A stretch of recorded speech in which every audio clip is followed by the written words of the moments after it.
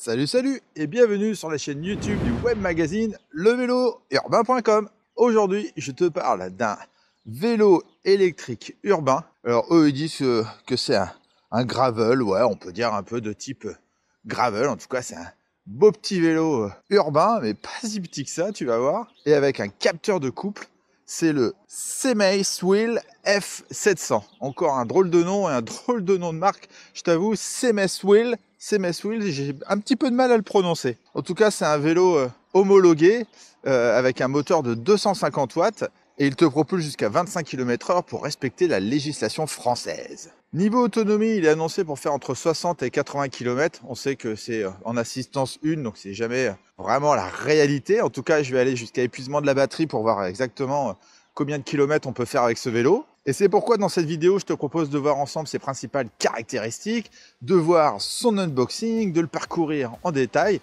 de le tester sur route. Et à la fin, je te donnerai mon avis ainsi que ma conclusion. C'est parti, générique!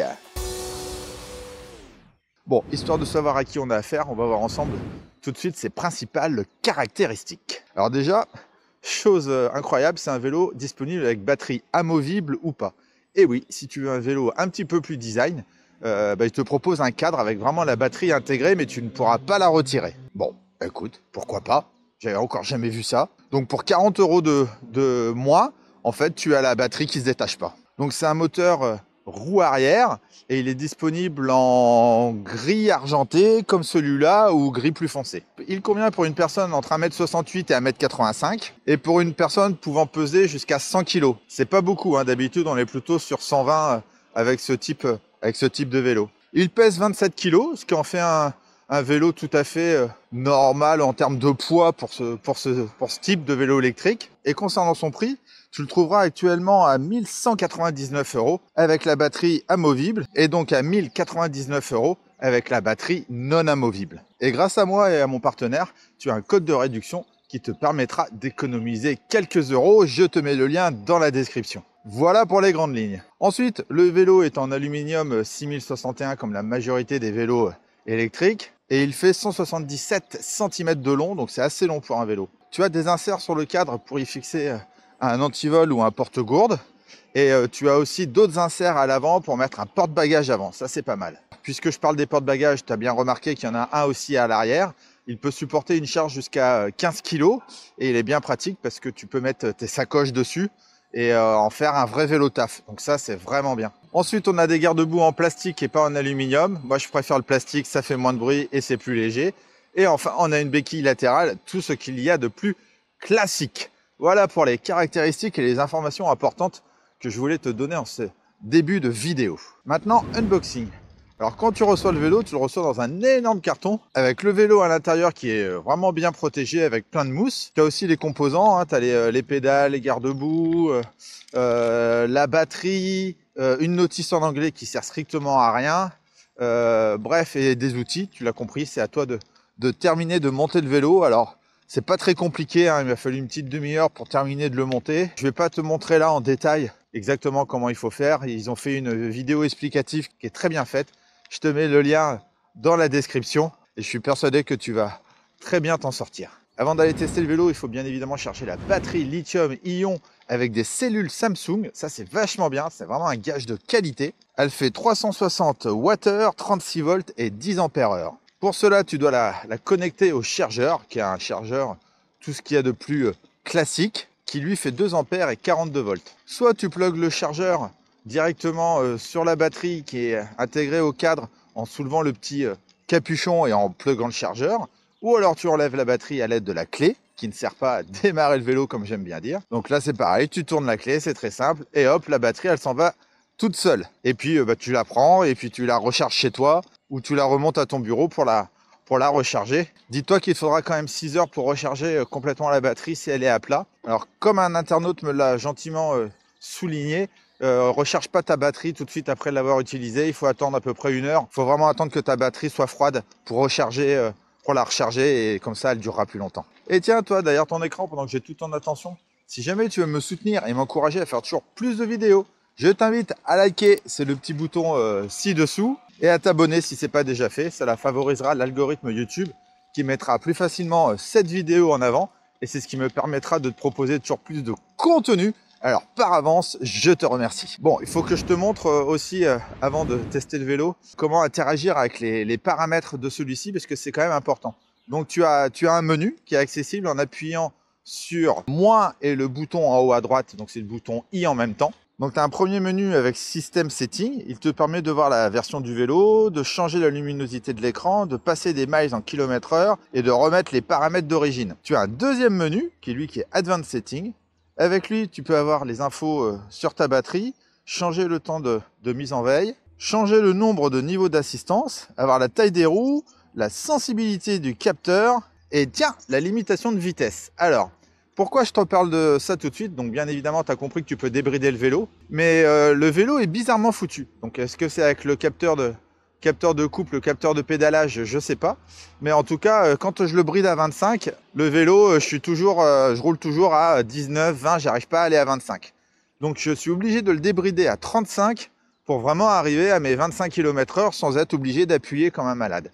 Donc c'est pour ça que je voulais quand même te parler des paramètres. Je t'invite en fait avant de partir. Donc débride-le à 35 km/h, mais je te rassure, il restera légal parce qu'en le mettant à 35 km/h, tu rouleras à 25 km/h max. Et puis les autres paramètres, franchement, tu touches pas, ça sert à rien. Comme d'habitude, je vais te parler du confort du vélo, donc tu le vois bien, hein. À l'avant, on a une fourche profilée en aluminium, tout ce qui est le plus classique, mais c'est pas une fourche avec ressort. Et sur le beau cadre qui est très design, qui est très beau, c'est pareil, tu n'as pas d'amortisseur. Alors, heureusement, on a un amortisseur de selle, et ça, c'est cool. Ça permet quand même d'avoir un vélo un petit peu moins rigide, parce que sinon, c'est un peu tas de cul. Ensuite, on a des pneus anti-crevaison de 700 par 38C. Alors, c'est des pneus classiques CST Pika, et ils ont une jolie bande marron pour être en raccord avec la selle et les poignées en simili-cuir. Ça donne un côté un peu old school à ce vélo. Alors, les roues n'ont pas de bande réfléchissante, mais bon, tu as des cathodioptres qui font très bien le job. Ensuite, on a une selle relativement classique, hein. Elle n'est pas très épaisse. Je t'avoue, je pense qu'elle va me faire mal au cul au bout de mes 40 km, parce que je pense faire 40 bornes avec ce vélo. C'est pas ce qu'il y a de mieux. Mais en tout cas, elle est large, pour ceux qui ont un popotin un peu large. Mais bon, en termes de confort, du coup, heureusement qu'il y a la tige de selle suspendue, parce que sinon, on a vraiment un vélo bien rigide et un pur vélo urbain.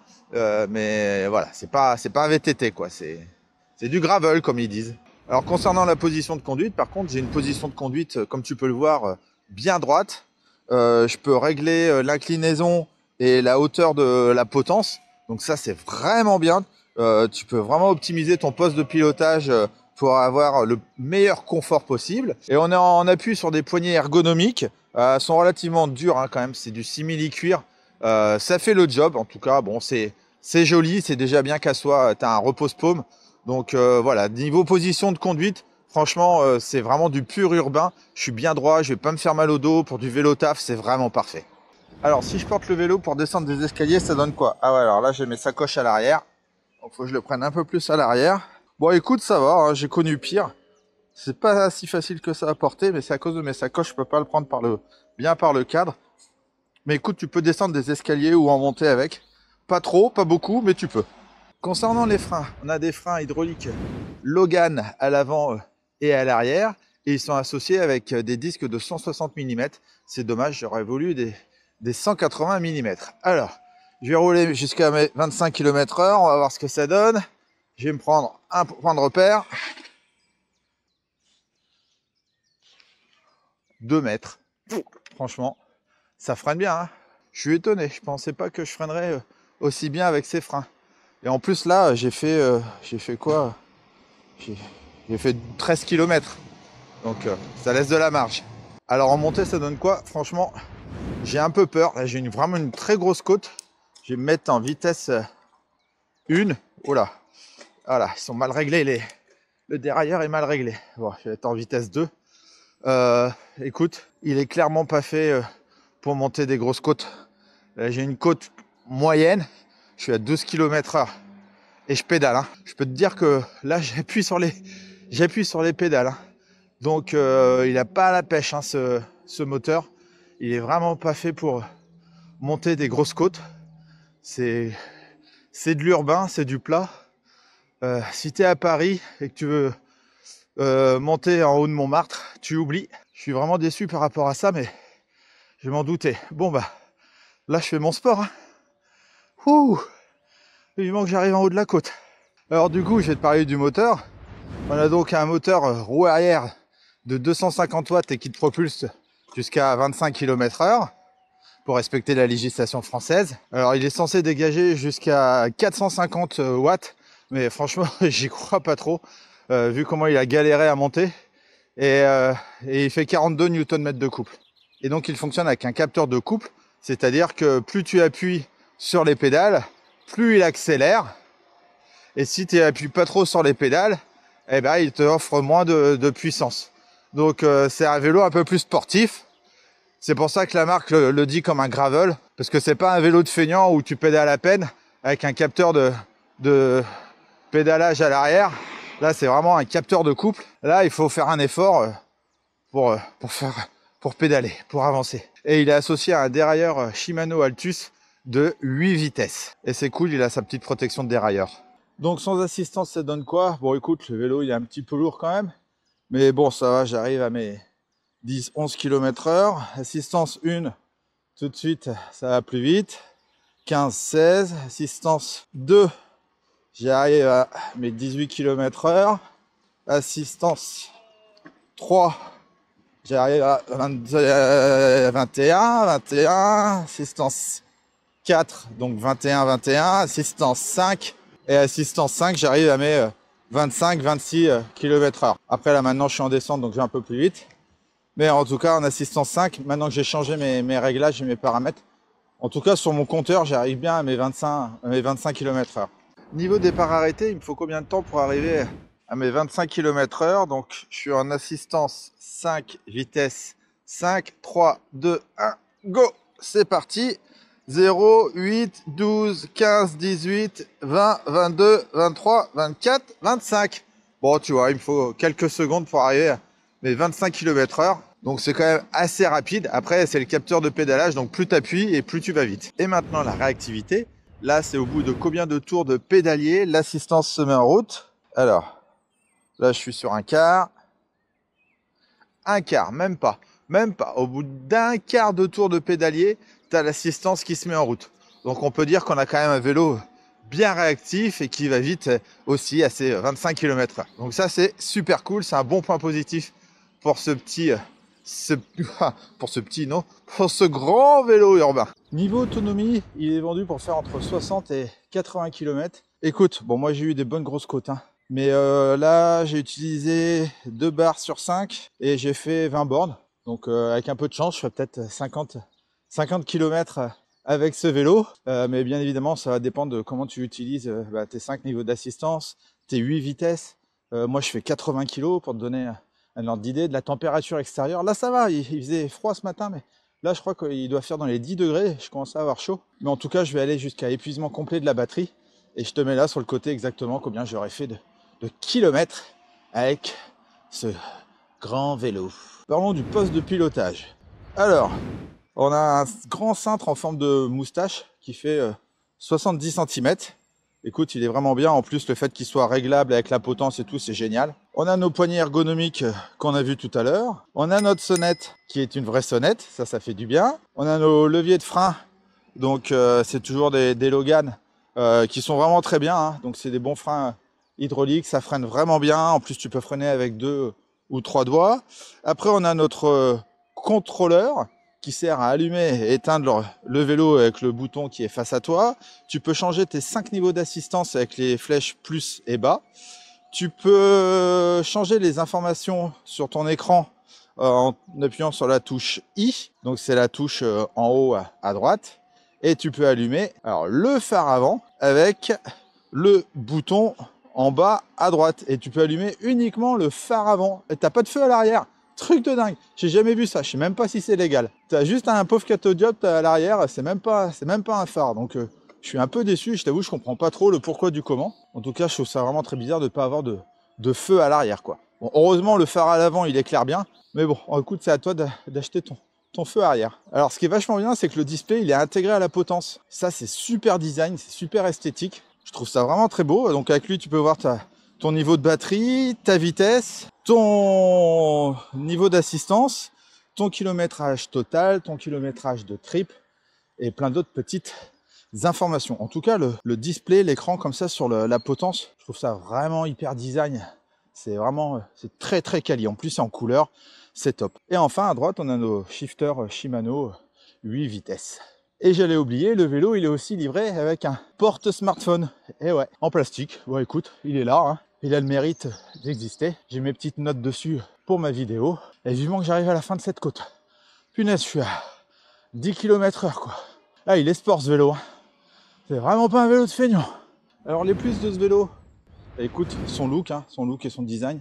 Franchement, je le trouve super classe.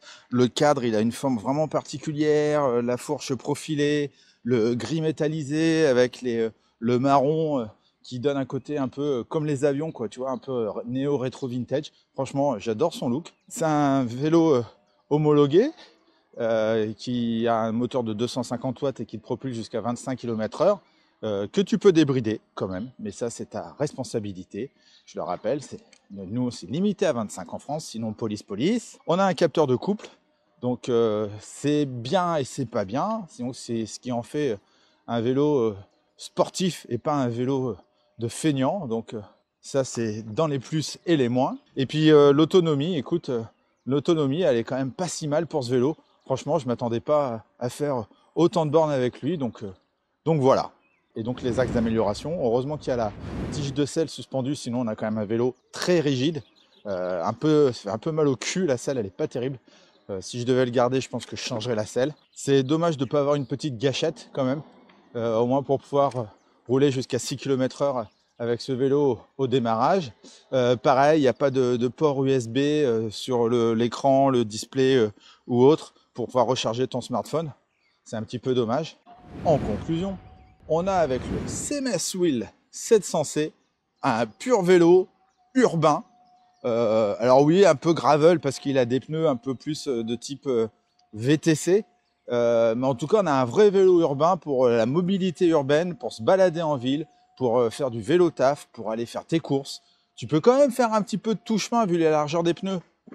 Si tu es à la campagne, faire des petites routes avec les graviers et autres, tu feras pas du VTT avec lui. Mais en tout cas, il t'emmènera d'un point A à un point B sans aucun problème. Et c'est un vélo quand même avec de belles finitions et un look qui ne ressemble qu'à lui-même. Il n'y en a pas deux comme ça. Encore plus si tu prends avec la batterie vraiment intégrée et qui ne peut pas se détacher. En tout cas, voilà, moi j'ai adoré me balader avec ce vélo. Je profite de ces beaux jours qui reviennent. Encore merci à mon partenaire Buy Best Gear de m'avoir envoyé ce vélo pour réaliser cette vidéo. Merci à eux pour cette collaboration. Si jamais tu as des questions concernant ce vélo, n'hésite pas à me les poser dans les commentaires. J'y répondrai avec grand plaisir.